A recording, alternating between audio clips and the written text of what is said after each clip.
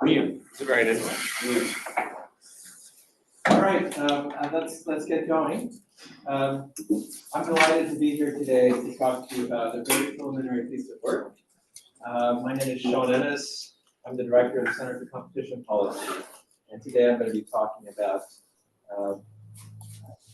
a general problem, which is the role of financial incentives in the law, and then with a specific application to the case of cartel fines, which hopefully one of these two angles will be of interest to you.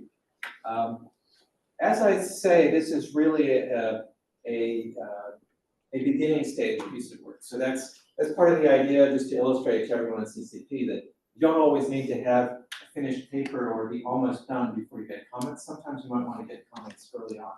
And that's what I'm trying to do today. So I really look forward to hearing from any of you who want to chime in here. I just want to give you a sense of where this is going, what some of the takeaways are that I get out of this. And a really important one is that, in my view, the law itself exists in large part to ensure good governance of economic relations, to get good economic outcomes. So the law is there in part to generate economic effects, and not all lawyers or judges would agree with that statement, by the way, I think. But I think it has an implication, which is that especially when judges are considering an extension of the law into an area where there's no prior obvious precedent, so they're being a bit creative, they should be thinking about the economic incentives they're going to create as they evolve the law. And one thing that we've known for a while, or we think is true, is that economic effects or financial effects are impacting compliance with the law very substantially. And that's an idea that goes back to Gary Becker, and before, and Gary Becker systematized that in one of his papers about the economics of the law and compliance. And my, one of the observations he would probably have, and I would have, is that the economic incentives for good behavior that should be created by the law and its enforcement might not always be sufficient to deter law breaking. And I really think that cartel laws especially might fall into this category where they're insufficient to guarantee a complete deterrence. Lawyers might call this complete deterrence, where complete deterrence would mean that all potential violators will think about the implications of breaking the law and decide not to do it. So, and what I want to be talking about today is that not only is this absence of complete deterrence almost mathematically necessary, but the whole regime that's been created for cartel fining, in my view, deserves a bit of a revisit to look at whether cartel fines are in some sense proportionate to the crime that is committed. And just a note for those of you who aren't very much involved with cartel processes, cartel fines can be very, very large. So take that as a starting point. And there are really a lot of different areas of the law that are obviously having major effects on economic relations. So it's not just antitrust law or competition law, which is the focus today, but also various other aspects of the law, including IP law, contract law, even certainly tax law and tort law. Tort law is about damages. That actually ties in a little bit to the reasoning that we're going to have on deterrence.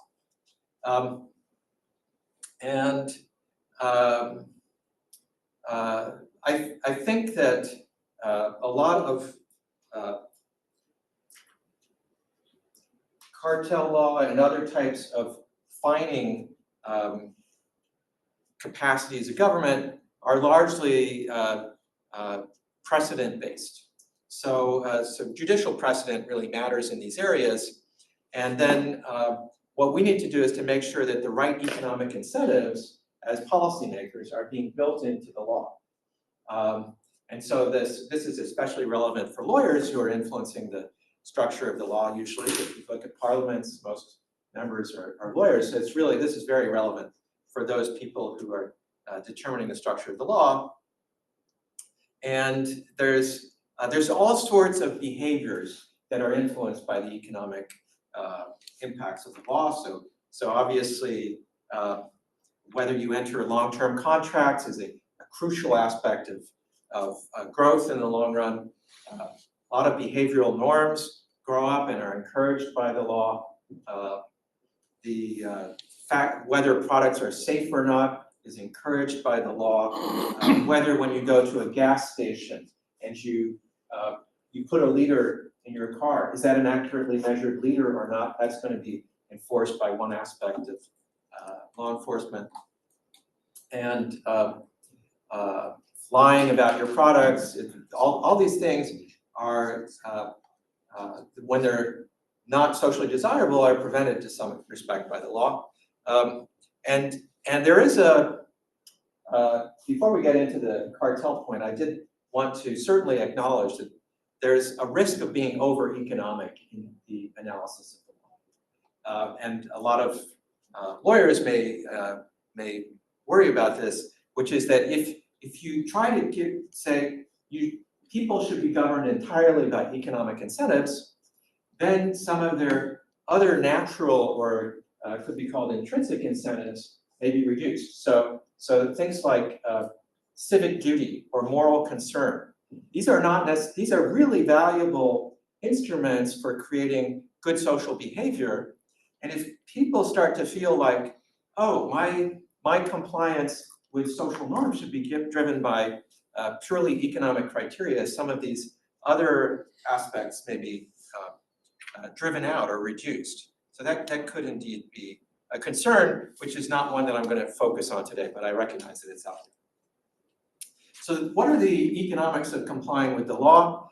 This I just want to get into very quickly before we head over to thinking about cartel fines.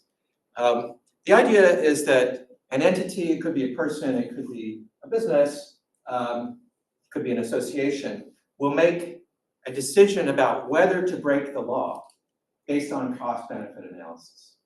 And so it will look at the expected utility it would receive from breaking the law and the expected utility from following the law. And the law will have complete deterrence if the expected utility of following the law is higher than the expected utility of breaking it. Okay, so it's a very kind of simple principle that has had a lot of influence. This expectational idea then means that we need to know what the likelihood of being caught is, right? Because if you could go out and rob a bank and have 0% chance of being caught afterwards, which is that's every criminal's dream, I think there'd be a lot more bank heists than there actually are. And so but if you're a smart safe cracker, you're going to think about what are the odds I'm caught. And you'll say, okay, I've got a gain here of 10 million pounds from breaking into this safe, and then a likelihood of being caught of 50%, let's say. That's going to mean that your purely expected gains, without taking into account risk aversion, would be about 5 million. So if you're caught, you have to give up your ill-gotten gain, and then the likelihood the expected value that you could keep is 5 million. Okay. So this is very transactional, to use a word that's come out in the media a lot the last month. It's you break the law if you can, if it makes sense economically to do so. And so some of the implications are that as the probability of being caught increases, then the gain from breaking the law decreases. So this probability of being caught, very important. And another implication is that as the negative impact from being caught, which could be prison, could be some sort of other penalty like you're not allowed to be a director of a company, or it could be a fine.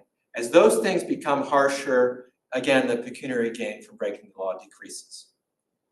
And there's going to be some balancing point in values where the expected gain of breaking the law is greater than, is equal to the expected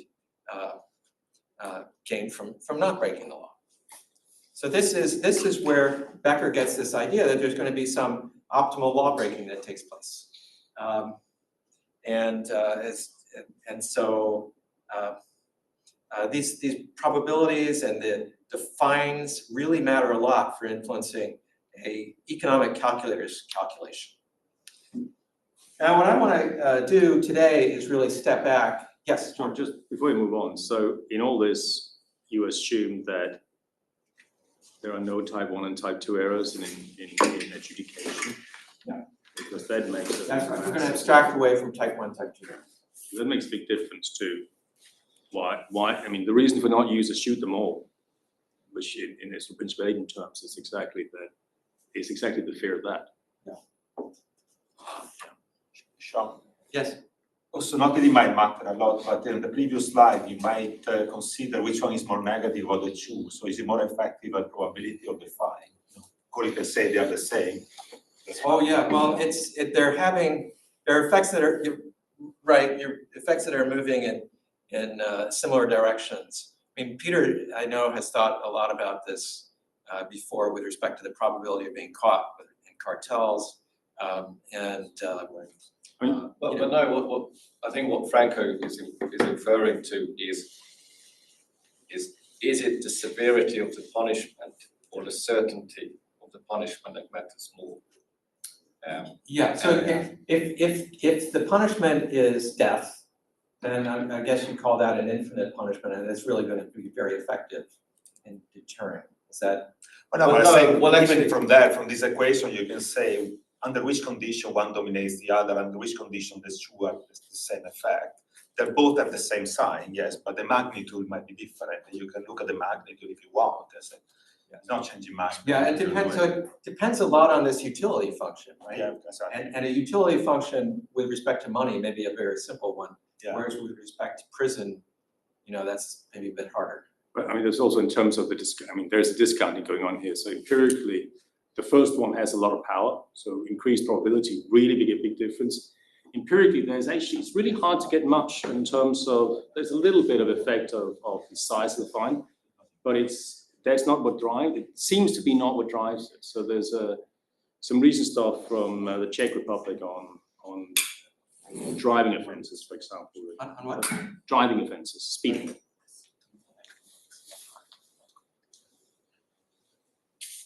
I'll come back and ask you. Yeah, this scenario where the empirical stuff has ballooned in the last 4 or 5 years. Insane. Okay. Fantastic. Sean, in the negative impacts, will you put also in direct costs? So if a company is caught doing something illegal or an individual, then the main cost is reputation often rather than a fine. So I agree with that, and that's where the utility function would start then becoming not just a pure simple financial calculation, but a more complex one. I'm going to put that aside for a moment. I'm going to really assume that we've got a pure economic calculator here that doesn't care. I recognize the point that companies do care about their reputations, and this is an important reason not to become a cartelist. It may be actually the most important one, surprisingly, but we're not going to talk about it in this discussion we're going to have. But let's talk about how the penalties have been set up for cartels. We'll call them pecuniary penalties. To really do that, we need to think about what cartels are, how they're operating. So they're not just price cartels that are out there. There's a lot of different types of cartels. They can be quantity fixing cartels, allocations of customers, allocations of territories, information sharing, coordination of actions. And part of the point here is that some of these types of cartels don't necessarily have a very strong effect on price, if any at all. But they're all illegal, and they're being prosecuted. And they have a similar fining structure. That's kind of the bottom line. So the thing to think about with fines for cartels is that there's usually a base fine. And this is a bit of an international comparison for a few years ago that I helped to put together. And so basically you look at turnover or sales, some measure of revenue, and then you say the fine will be a percentage of that. And that would be a maximum. And in the EU, the base would be 30%, so it's pretty significant. In the US, it would start at 20%, and then there are aggregating factors. There are aggregating factors and mitigating factors for almost all these calculations across different countries. Japan and Korea have some interesting different variations on the way they do the cartel calculations. And then if you look at Mexico. So Mexico, at the time this was put together, had a maximum fine of 1.5 million times the minimum wage in the main city of Mexico. So it's kind of a very different approach in Mexico, and that was more. That means that their fines wouldn't at that period have been based on revenues. So you might say, why would you base fines on revenues? Franco, what do you think? To discourage the small firms to cartelize, for example. If you're a large one that you generate lots of extra profit from the cartelization, you have a fixed fine in that amount, and it might be nothing. If you're Microsoft, for example, you go there and then form a cartel. That's a small fine for you. If you're a small business, it's a large fine. Exactly. So Australia was also having, not on this list, having some pretty low fine levels for a very long time until we came out with a report that influenced judges in Australia around 2019 to literally change their approach to cartel fines. So they moved from a more Mexican-style approach to accepting higher fine levels that might be suggested by the competition authority. But there might be a benefit on that because many cartels might be small, for example. So you are deterring those ones, and then you can focus, if you want, on the large one. So it might also play that effect. Yeah. Also, if you've got like a whistleblowing mechanism and you've got a fixed fine, so if you're the whistleblower in like a European cartel, obviously you don't have to. If you get caught, you don't have to pay the fine. If you're the small business with a fixed fine, and that's going to bankrupt you, you might be really incentivized to come forward. So, cartel is going to reap an increase. Yeah, and agreed on all these points. Sean, there's also the shadow economy. So Mexico will be much larger than in the US. So the turnover will misrepresent actual turnover. Yeah. So yes. It's all years, I think. It's like, Pardon me? it's all in terms of years, like 1.5 million times the wage per year, or 30% times the turnover per year. Yeah. So it's per year of the cartel for the affected product of the cartel. So if you've got a business that's making 1,000 products and one of them is in a cartel, then you're looking at the revenue usually of that business alone during the period of the cartel. Multiplying with 30%. Yeah. Might be by 5 years, by then the revenue from that product over the 5 years. But the annual revenue by 5. Mexico, oh, I see, okay. Okay. So these numbers just do the math, can get very big. If you're a one-product company and you are hit by a 20% cartel for a 5-year cartel, that is going to imply that 100% of your revenues in 1 year have to go to pay the fine. Okay, and so these, just to give you a bit of an illustration, the fine levels internationally are up through, over a 10-year period from 2004 to 2015. I put together a calculation around $92 billion. So a pretty significant amount of fines taking place. And most of those are in North America and Europe during the time period we looked at. But Asia and Latin America both had substantial numbers as well.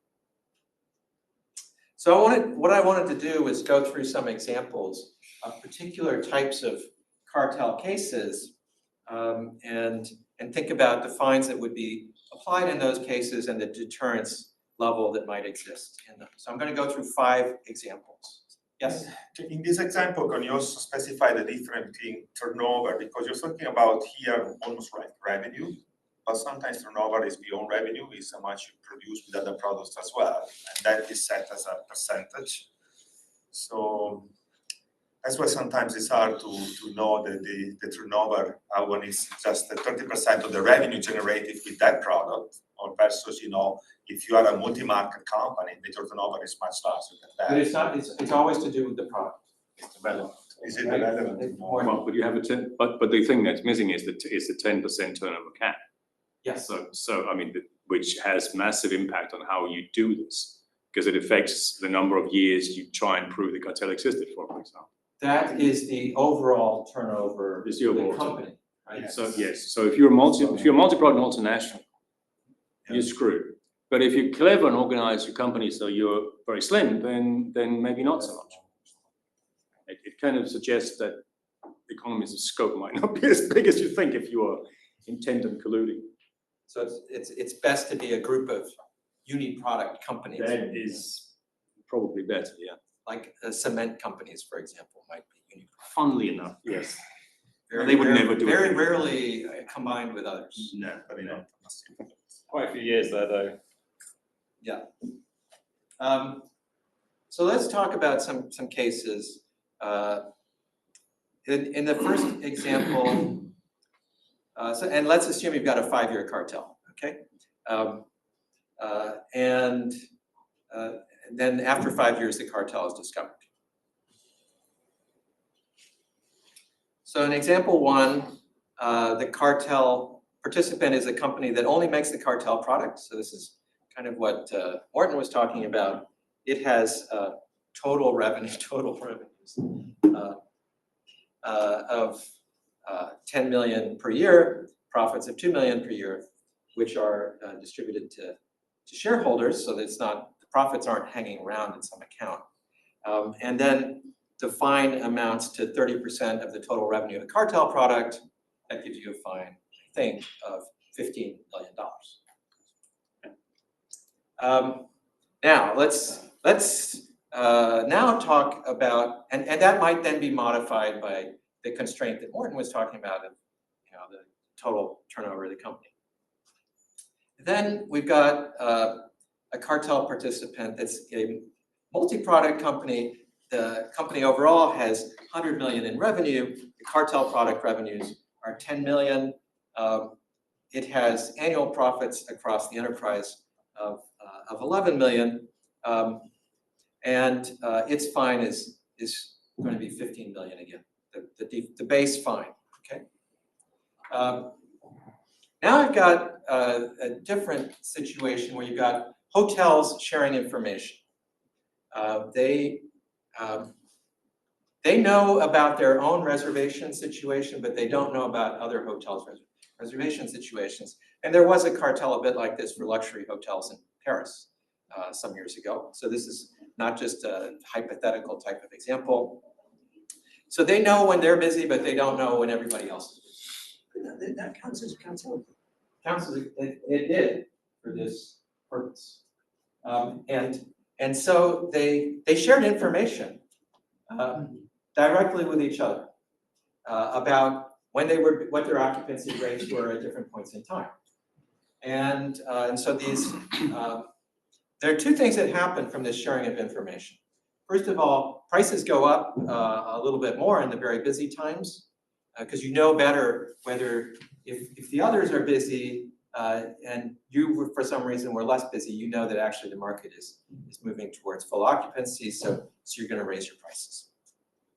And then you might then discover also at some times that the market is less busy than you expected it was based on your own reservations, and so you lower your prices. So here you can get two countervailing effects of this sharing of information. And let's suppose the cartelist has annual revenues of $10 million and profits of $1 million. The fine coming in here is 15 million, again, by the base calculation that we What's run through. the definition of information that counts as cartel shares? Because it seems like one thing to be, if you're sharing information like the price you're setting, it seems like a cartel. If you're sharing information about how many people are coming into Paris today, or how many people are coming to my hotel. Yeah. Just think tacit delusion, Bob. Sorry? Just think tacit delusion. Quantity and price are pretty It's what supports that, basically. right? So once you have a sense of what the quantity is of everybody else, you know how to determine your price. Or this is the quantity, if you're saying the quantity of sales you've made. Because the capacity is fixed, right, for any night. So effectively, Booking.com prices are collusive price, because why would Booking.com, who has got this perfect information, charge a competitive price? Booking.com is the best information aggregator out there. But I don't want to, I'm not critiquing them, because there are also, if there were, maybe I think still are, information aggregators that do this. They would go out to hotels and say, what's your occupancy? And they would collect all the information, and they would distribute to the hotels the aggregate information for how the city is doing in terms of different levels of hotel. Is that a cartel? Was that ever prosecuted as a cartel? No, because you're sharing information with a third party that's then aggregating it and hiding the individual information. Isn't it a definition of a hub and spoke cartel? Well, no, but that's been legal. That's the thing. It's been legal to do this kind of sharing of information. So Moneyfax, that lives up by the train station here, was caught by this when the insurance companies got really, really nervous about sharing the information with what was an information aggregator, which actually benefited the brokers, right? Yeah. So yeah, it's an area that is really problematic because the law is very dodgy, and that's why this is a good example of a case where type 1, type 2 error are massive. Well, type 1, type 2 error, meaning what? Meaning, is there harm from the cartel? Or, because that doesn't mean it's not one of the things I want to focus on is the fact that those arrangements with zero negative effect are prosecuted in the same way as arrangements with enormous negative. No, the guidelines are unclear.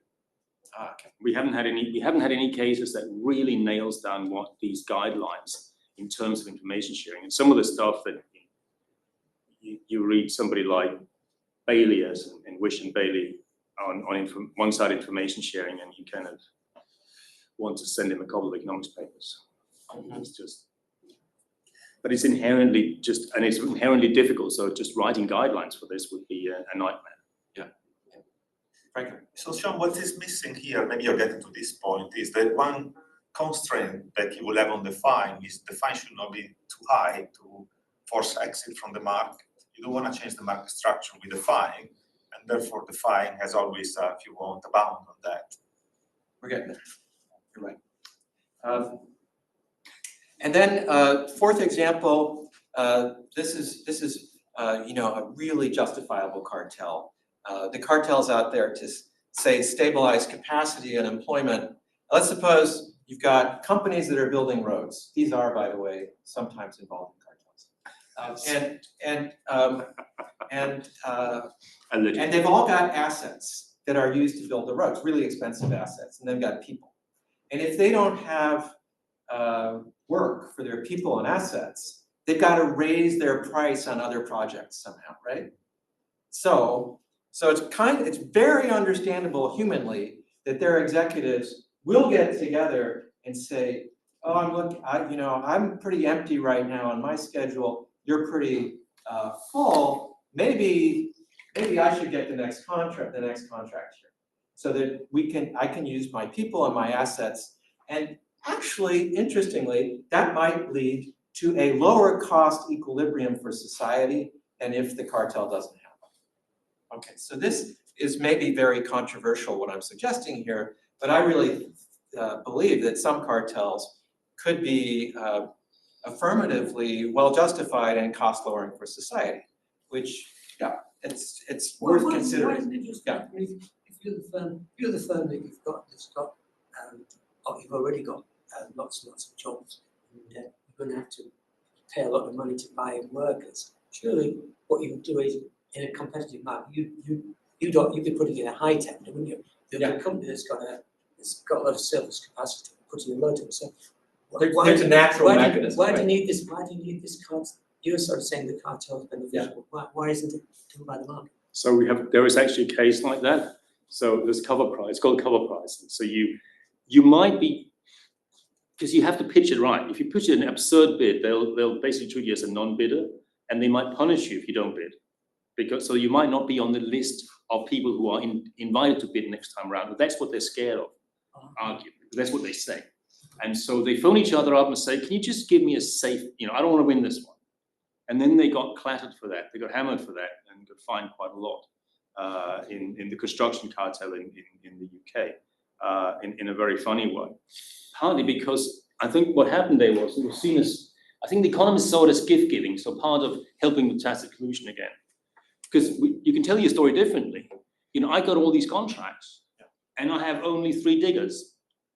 But I know somebody else haven't got any work. So I phoned them and said, can I just borrow a couple of your diggers? Now I have got so much work I can't bid. And it's kind of, and they do lend each other gear. And this lending again enforces the friendly relationship between us, making tacit collusion much more simple. So there's, I think, is the kind of story that one can think about. And then lending employees a little bit harder, but you might do subcontracting or things like this. This is what firms would naturally want to do, but the tender rules might not allow it. Right? So, okay, annual revenue of the firm is 10 million. Annual profits are 1 million. Fine is 15 million.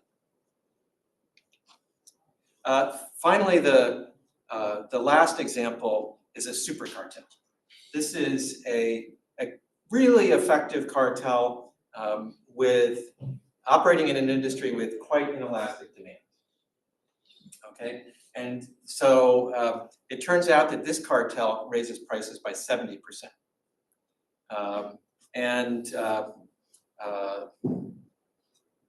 Its annual revenue is 10 million with annual profits of 3 million. So it's got substantial profits that are brought about by this cartel, and its fine is $15 million. So now I want to talk through several. This is the thing we really want to prevent, by the way, out of everything that we've talked about. This one is probably the one we want to stop the most. So now let's talk about the relationship between fines and effects of those fines. So I looked into the history of fine setting, and there's really these cartel fines started with the U.S.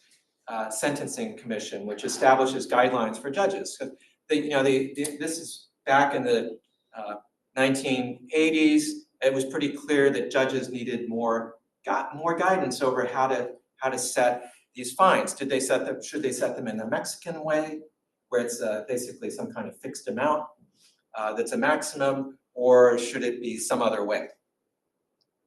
And the U.S. Department of Justice sent their head of the antitrust division to give evidence to the Sentencing Commission twice, by the way. And the first time was very general, saying we really need some guidance here. And the second time was a lot more specific. So we could guess that what happened in between was that people talked and they said, yeah, we might give you guidance, but we need some information to give guidance. And so what's interesting is this statement that almost, it's really, I think, not very well focused on, but it's quite a nice piece of work. Said that on average, cartels would have a price effect of at least 10%. That was the statement in the evidence.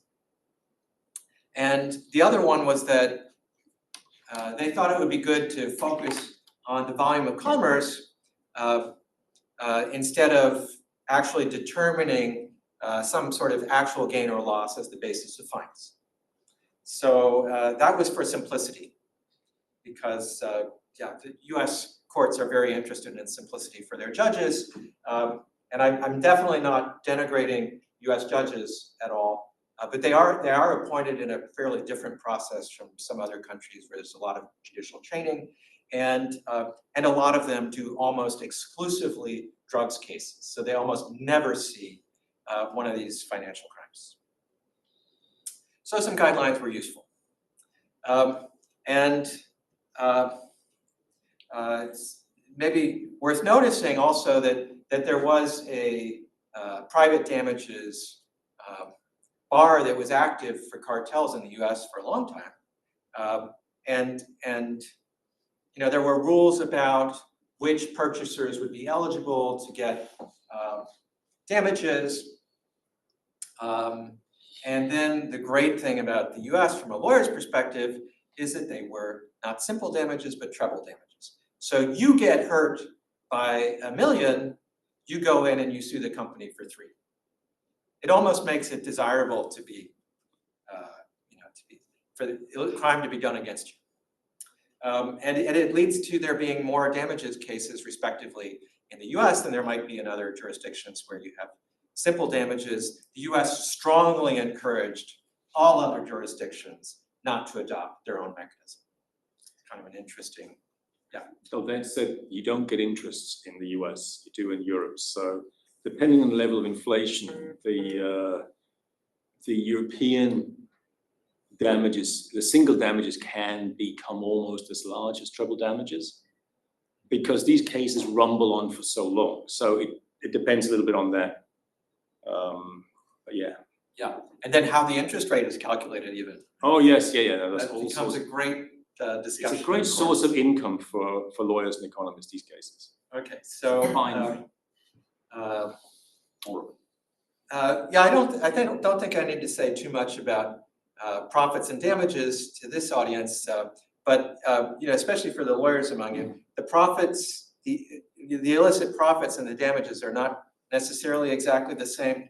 There's a big question that there's. Let's say the price goes up in a cartel. There's going to be a reduced level of purchasing, usually of the cartelized good, because there's a demand function that's governing purchasing, and so price goes up, quantity goes down. Whichever comes first, those two are going to go together, and the clear damages from the cartel are going to be this extra amount A that's paid by the companies purchasing from the cartel. That goes to profits of the cartelist. And then there's this other area B, which is more, I'm not going to say much about it today. It's not the focus, but it's a more interesting area because these are the people who would have bought the good but don't buy the good because the price is higher. So they're not paying more for it, but they are damaged in a sense that's very real because they would have got it otherwise. They would have benefited from it. That's the area B in the triangle. So the point is, profits and damages maybe not exactly equivalent, but often going to be pretty close. So now let's put all this into a table from our examples. We've got the fine level is exactly the same for every situation. So that's been kept steady here to allow us to focus on some of the other aspects.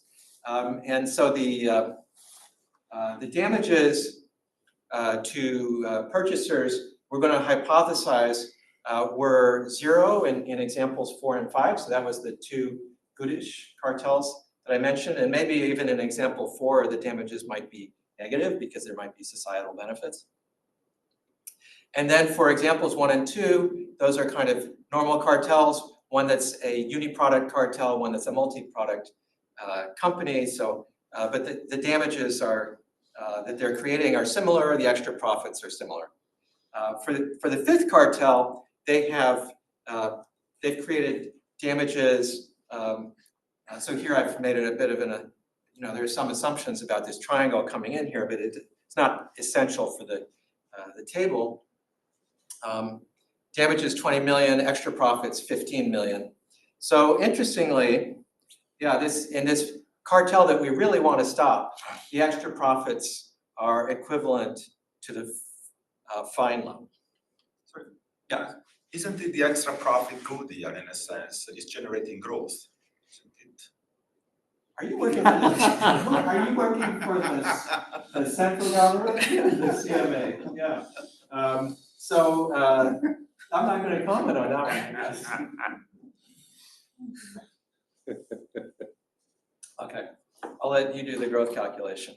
But yeah, there is an increase in total GDP that comes about from this, right? It's true. Now, let's go back to the Becker formula now. We've got some examples we can apply the Becker formula to it. And we've got the likelihood of discovery being an absolutely key variable. There's a great paper on that written by someone in this room at the back there. Kind of an interesting idea there. I've characterized your headline, but you could recharacterize it better. So I'm just going to characterize it as 20% discovery rate. Is that that's an annual discovery rate, right? Yeah, roughly, yeah. Yeah. So it's discovered after let's say it's discovered after 5 years. And then this Ginsburg suggested that there would be a 10% overall discovery rate in his testimony. So he talked about a 10% increase in prices and a 10% discovery rate. So, so that then led the Sentencing Commission to come up with this 20% base, saying, well, the fine has to be larger than the price increase. The percentage of revenue taken has to be larger than the price increase. But we can't, we're not going to make it 10 times larger, which would be what would be implied by the Becker formula and the Ginsburg testimony. We're going to do less than that. And maybe damages will take care of some of the rest. And so, so then there are maximum fines, and maximum fines can be determined in a whole variety of ways. And the Sherman Act, by the way, used to, which is the US law that's relevant here, and used to include a $1 million maximum fine. And the reason I'm focusing on the US so much is that they're at the origin of this approach that was then adopted by so many other countries, focusing on turnover, percentage of turnover as the base fine. Okay, so so let's make some Becker calculations here.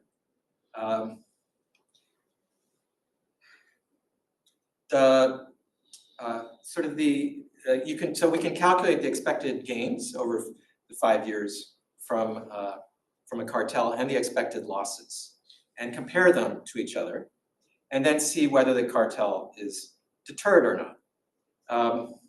So it turns out, interestingly enough, that the first two, which were the modest cartels, shall we say, are not deterred, even if the full base fine is applied. And then the super cartel that we talked about at the end, that is deterred, not at all, because it's really obvious to see that, because if they're caught, they pay 15 million, and their extra profits over the lifespan of the cartel are 15 million. So there's no, I mean, it's almost a no calculation problem there. And if even more egregious cartel would have even less of a problem, because that's equalizing the losses.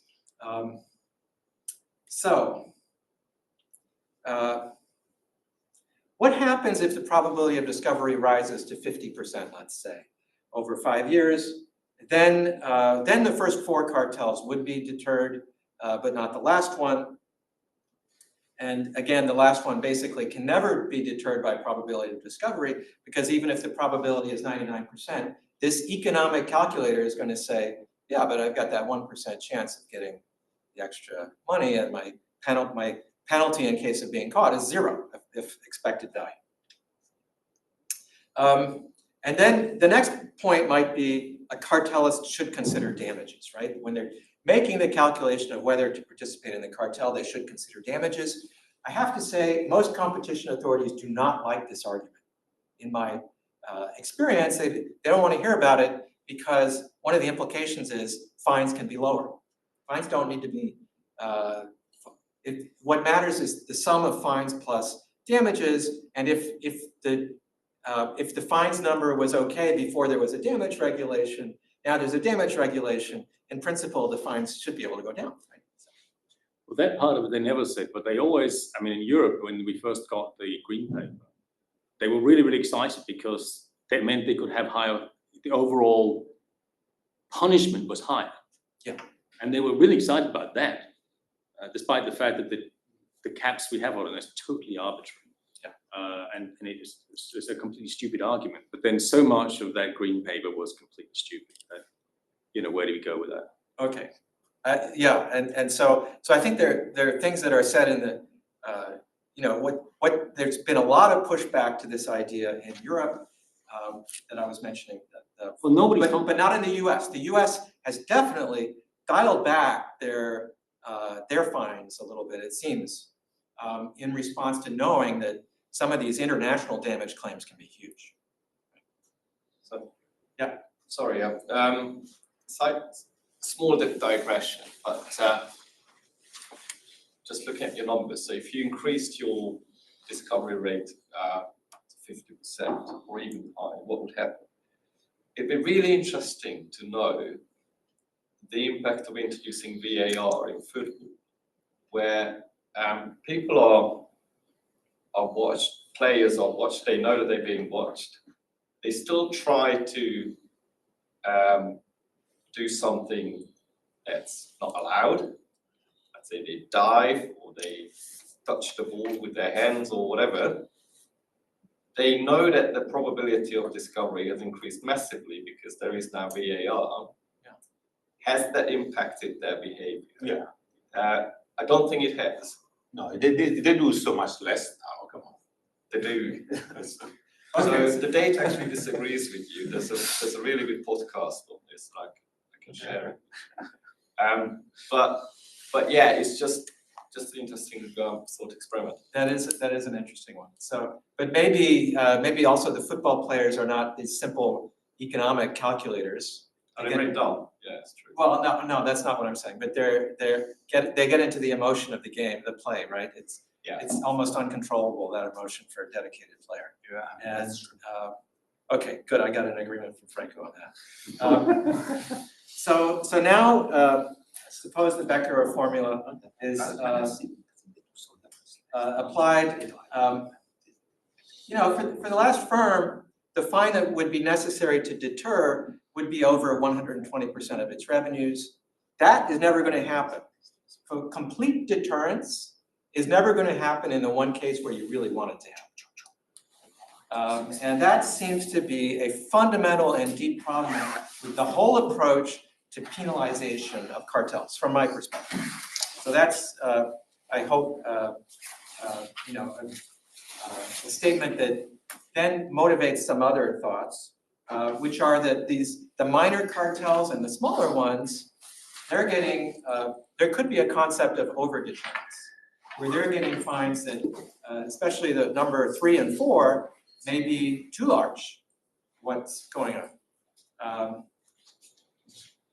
So let's just jump forwards. Now we get to what we could call the bankruptcy effect. So this is what these maximum of fines are designed to prevent. What you don't want to do is have a cartel policy that leads to reduction in competition. It's an obvious and simple thing to happen.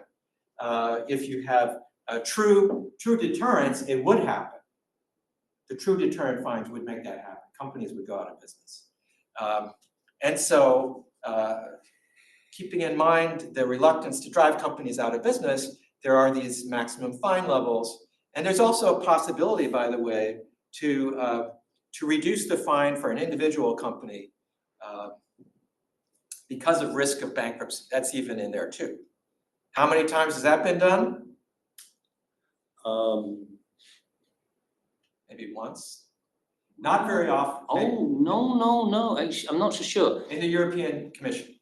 So in the carbon fiber cartel, which Andreas and I looked at, it was used both in the EU and the US for one firm.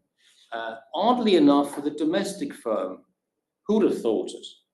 So yeah, if you're going bankrupt and you're an American firm, you get a discount in the US. If you're a European firm, you get a discount, and not the other way around. And actually, I emailed John Connor because I thought, hang about, is this just trade policy? And he said there isn't enough data to really prove it, but his hunch was, yep, when it happens, and it does happen, it tends to be a domestic company that benefits from that particular wheeze. Okay. So, but in the European Commission, they've, I think. They've certainly done it, but they did it with, oh God. It's the Ukraine. pre-stressed steel cartel. Right. Where there was a company that appealed, and they got a 20% discount.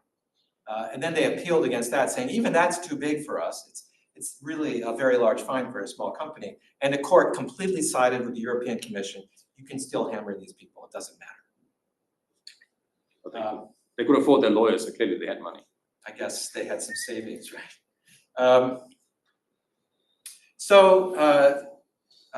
The point I really want to emphasize is that, and it comes out of the cases we've talked about, that the price increases from cartels follow a distribution. They're not always the same. And sometimes the impact might be zero or even negative. I've argued, even negative potentially. And what does that distribution look like? Well, it looks a little bit like this. This is based on the Connor cartel database, pull out the price increases from that. Now, this is a highly debated database,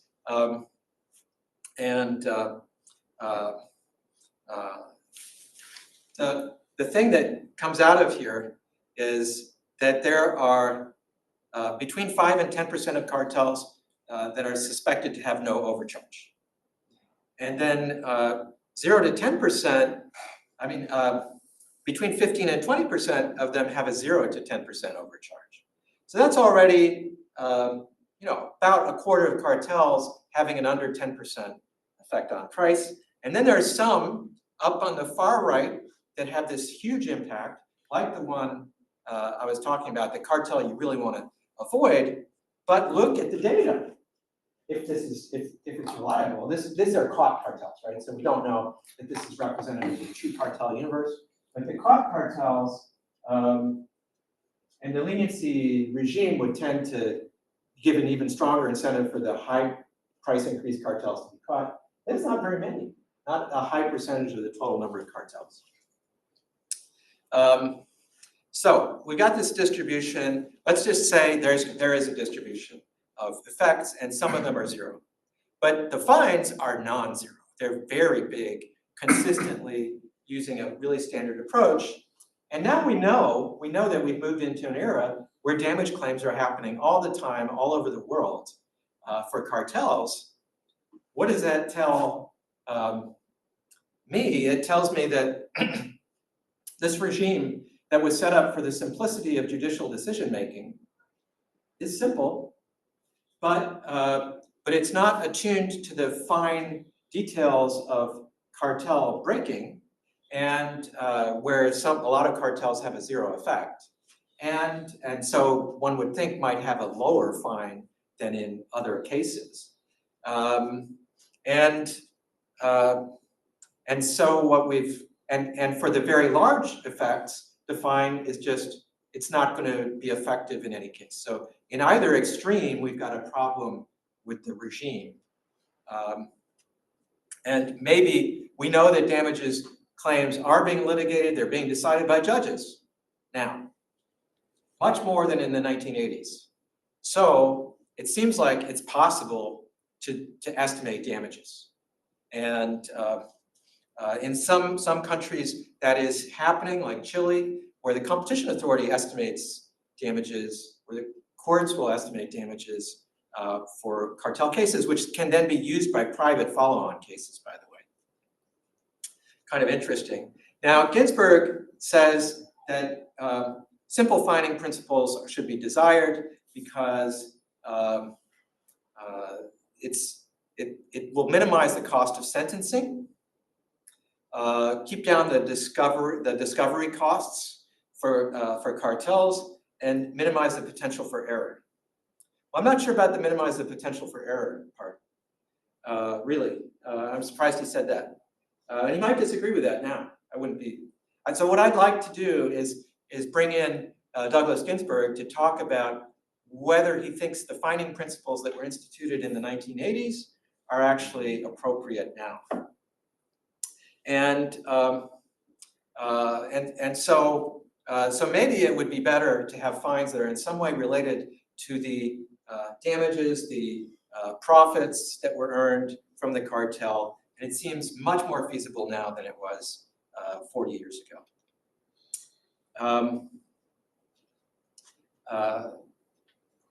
I guess the Chile case is worth thinking about more.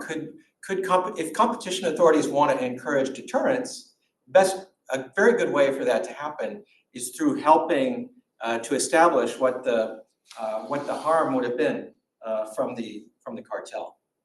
And then finally, I just want to suggest that maybe sometimes fines themselves can be excessive, and there's a legal basis for thinking that. If we go back to the Declaration of Right, 1689, related to King James, he was declared to have subverted the laws of the kingdom by, among other things, imposing excessive fines. So this was considered problematic. And under the US Constitution, the US government is constrained to have fines, not to have fines that are so grossly excessive as to amount to a deprivation of property without due process of law. There's almost no case law about this. Maybe the case law started in 1988, where somebody was carrying out cash from the country and didn't declare it, and all of it was taken by the government, and the Supreme Court ruled that that was an excessive fine. And then in a 1993 decision, the determination was made that the excessive fines clause limits the government's power to extract payments as punishment for some offense. Punishment is a key word. I won't say more about that now. Then we can go on to, we're backing up from cartels a little bit here, but there's been a very large bank penalty in one case. It was $8.9 billion against BNP Bank. Some years after the financial crisis, when all regulators around the world were trying to improve the balance sheets of banks, there was a huge fine against BNP for having violated some US economic sanctions related to Cuba, Iran, and Sudan. And we don't know how this number was calculated. What I am pretty confident about, I've been told is true, is that the US prosecutors were threatening criminal prosecution against the top executives of the bank. And that did not happen. But there was a payment of $8.9 billion, which they characterized somehow in their press release that it was not a fine. And so their argument would be they're not covered by US constitutional provision on excessive fines, but they called it a civil penalty. And the expected profits to the bank from this transaction were apparently around $30 million from all the transactions. So they were fined the total value of the transactions, but the profits were way lower than the total value of the transactions. Now, cartel fines have really burgeoned since 1996, and I think there's a real risk that they are also going to become too high for a lot of perpetrators of cartels.